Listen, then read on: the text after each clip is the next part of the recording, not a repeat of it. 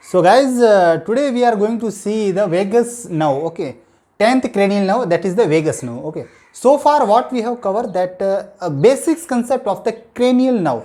That video is the, you have to watch that video, okay. And if you are not reading cranial nerve and if you are watching that only one video, you can write 50% of the cranial nerve, and that is the like backbone of the cranial nerve. Many students confuse with the functional column of the every cranial nerve. We are having 12 pair of the cranial nerve, and in every cranial nerve we have a different type of fibers. So student they generally forgot everything.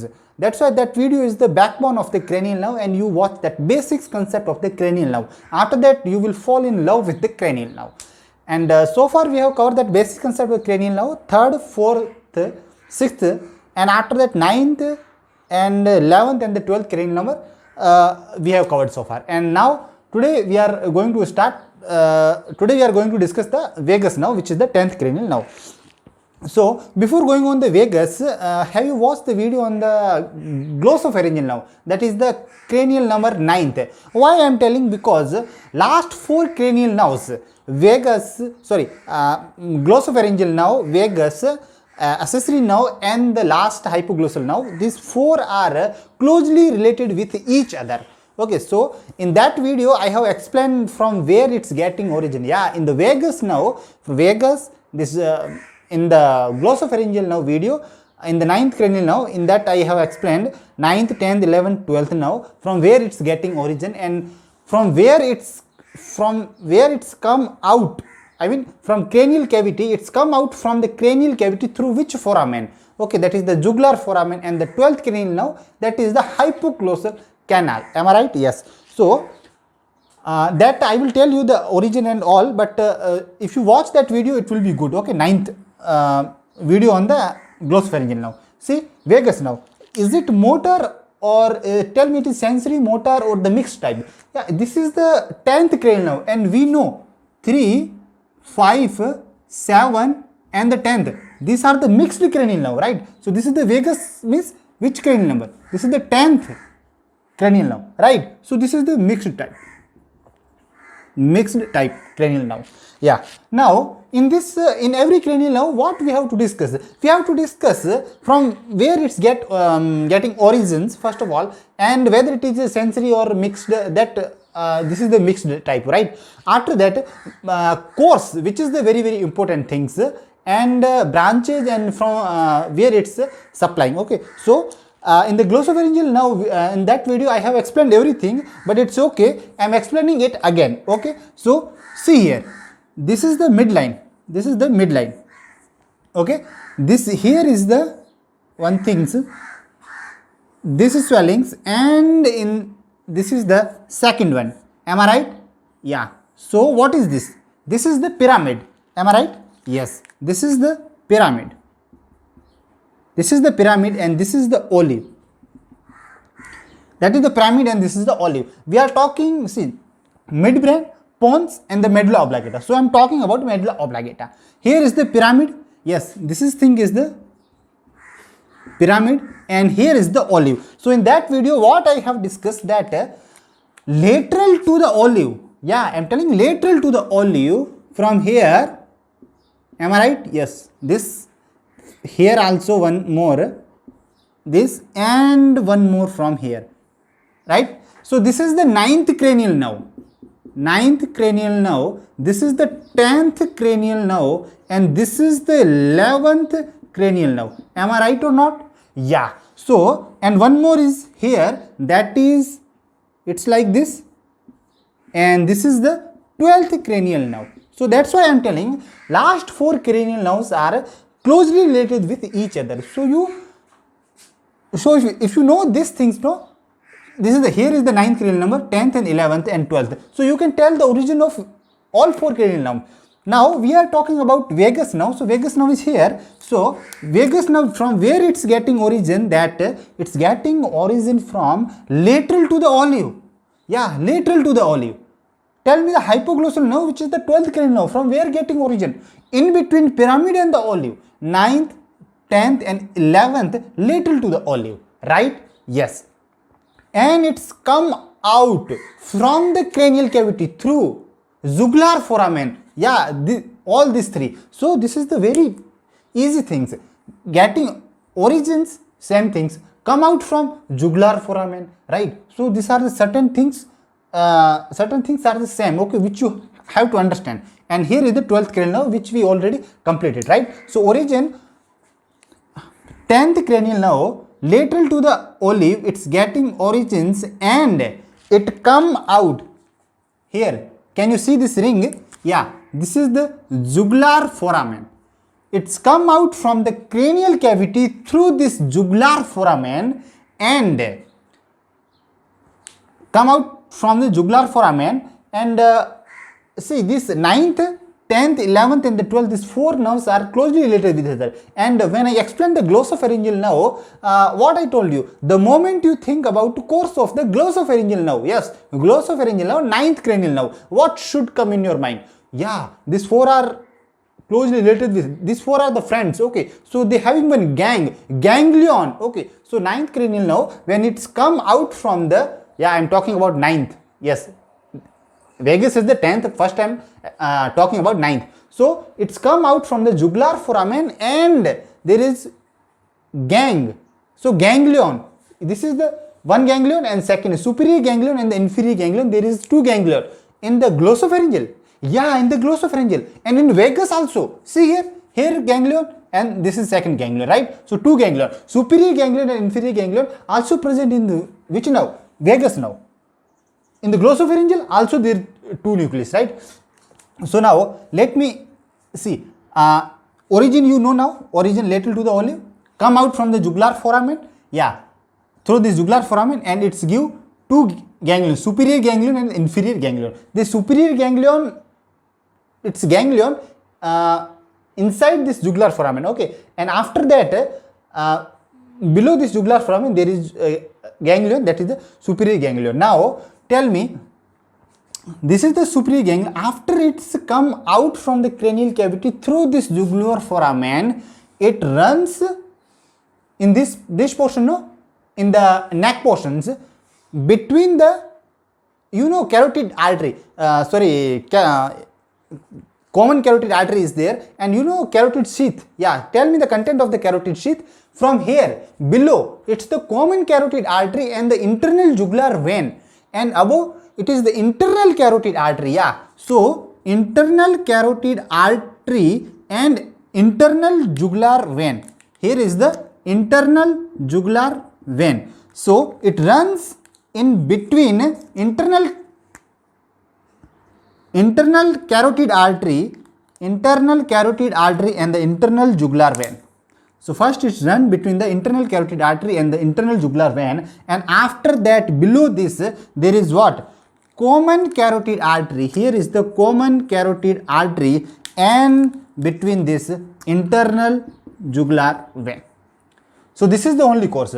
Nothing. After getting origin, it's come out from the cranial cavity through this jugular foramen and in turn it's run between internal carotid artery and internal jugular vein in above and in the below in the neck regions in between common carotid artery and the internal jugular vein. You can tell it's run in the carotid sheath only. Am I right? Yeah. So after that in the carotid sheaths, you know carotid sheaths, it will carotid sheaths, you know the length and everything, okay, landmark. So after that, see here, this thing, this is the vagus nerve. Okay, I will tell you everything, but here is this is the vagus nerve and it enter into the thorax. Remember one thing, vagus nerve is the longest cranial nerve. Yeah, I am telling longest cranial nerve because it's arising from where origins from the here from the medulla oblongata. Okay, cranial cavity, in the cranial cavity. After that, it's come in the head and neck region. Okay, every cranial nerve does that only, and after that, it's enter into the thorax.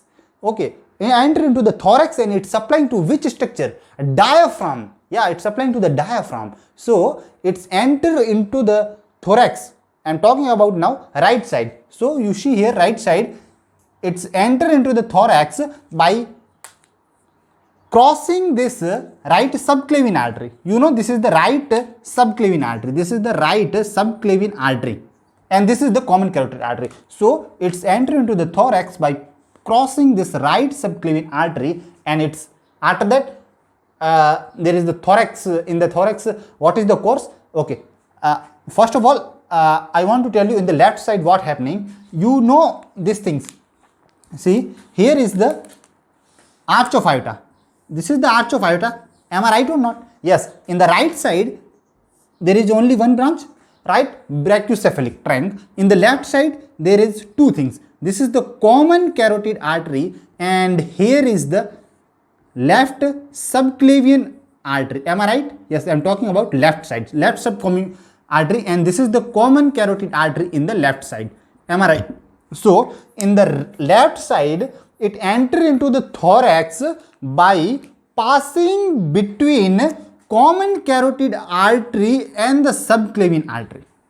Left common carotid artery and the left subclavian artery, right? So, in the right side, it's enter into the thorax by crossing only the right subclavian artery. Here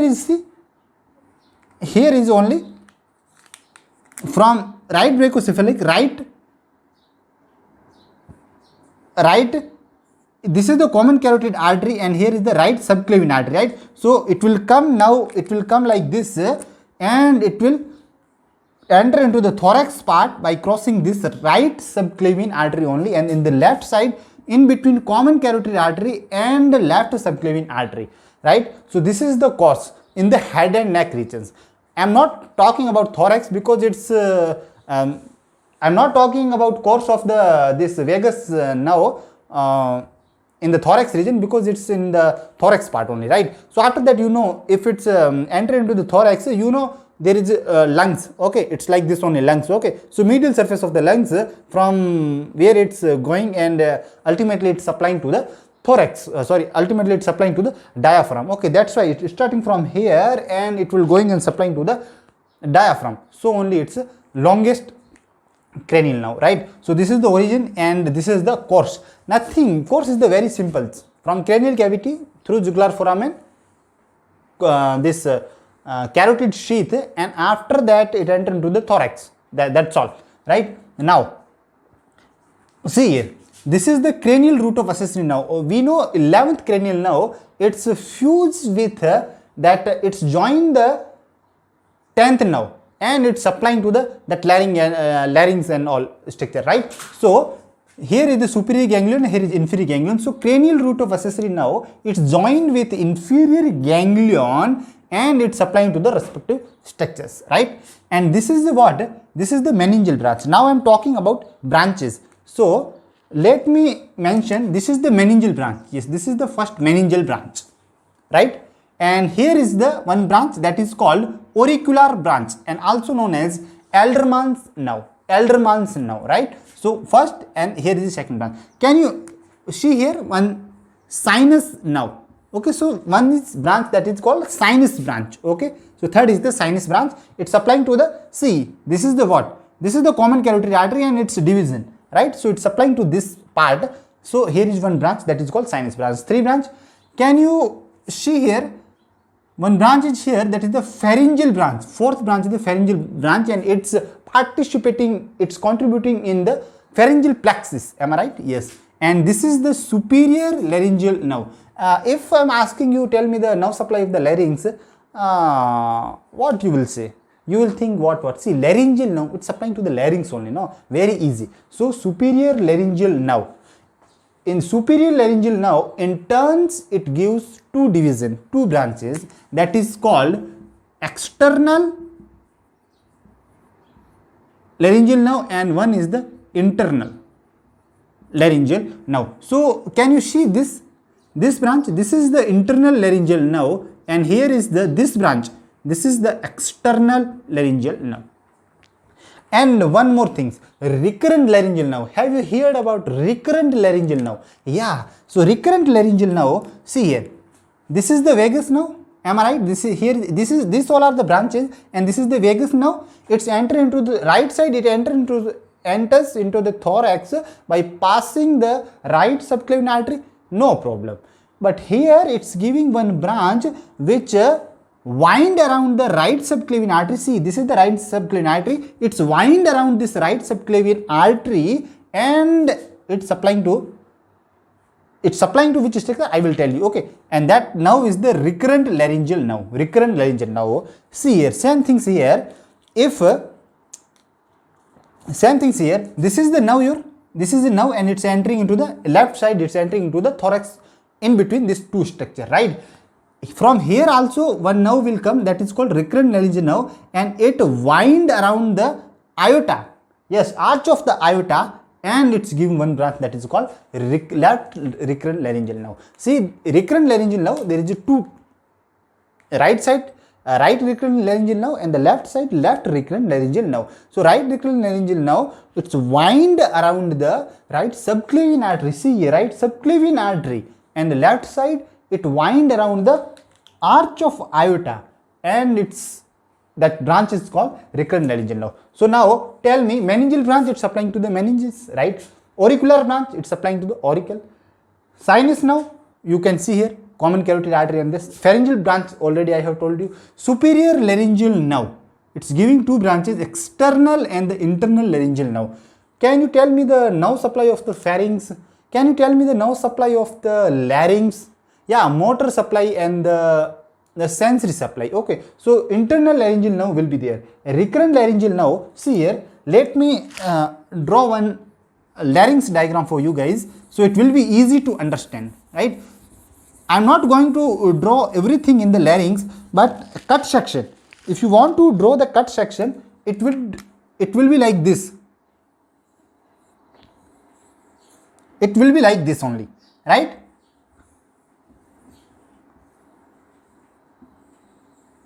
It will be like this. So this is the vocal folds, right? So above the vocal folds, and this is the below the vocal board. So below the vocal fold, it's supplying by recurrent laryngeal nerve, and above this, that is the internal laryngeal nerve.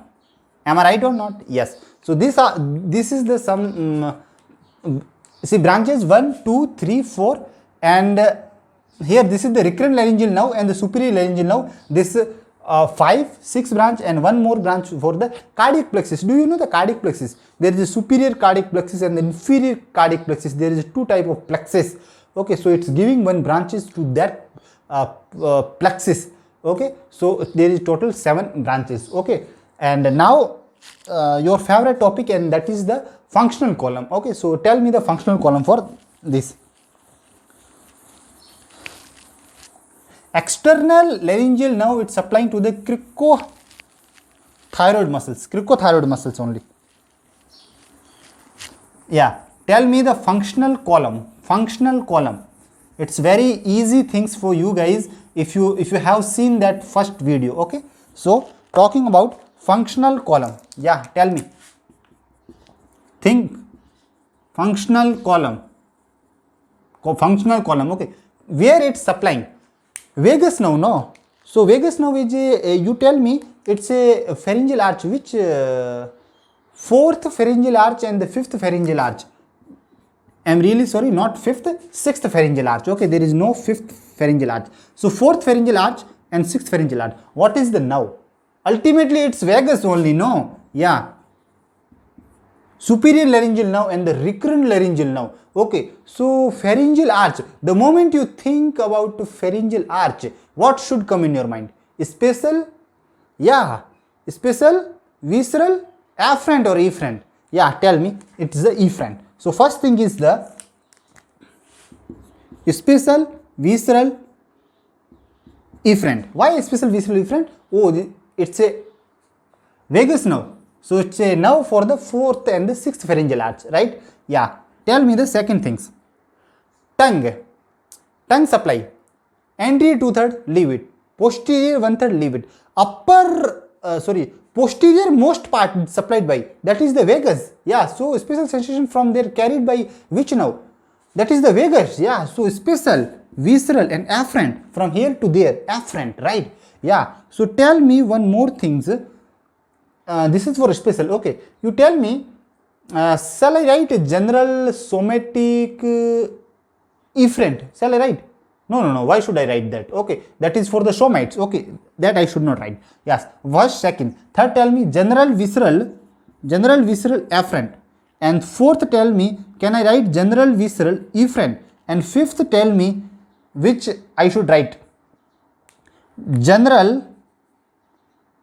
See why this general visceral afferent? Why? Visceral means organs, afferent. So it's supplying to the organs where mucous membrane of the pharynx, larynx. It's supplying to the pharynx, larynx, right? So for that purpose, and this is for the general visceral efferent. Why? The moment we think about general visceral efferent, what should come in your mind? Oh, parasympathetic fibers.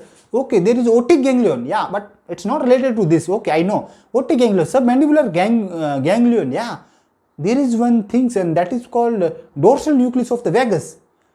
In basic concept of the cranial nerve, I explained that dorsal nucleus of the vagus. It's come in this only, no, general visceral efferent. So this only, and one is the general somatic afferent. Why this general somatic afferent? General somatic afferent. Oh, it's carrying general sensation. So it will carry general sensation. Okay. So then general sensation. Now it's supplying to the auricle also. No, it's supplying to the auricle. So general sensation from auricles it will carry. Yeah, general visceral afferent. General visceral, it means organs and afferent. So sensation from where? Sensation from general sensation, temperature, temperature sensation and all, touch sensation from the larynx, pharynx. Okay, so this only, and general visceral efferent.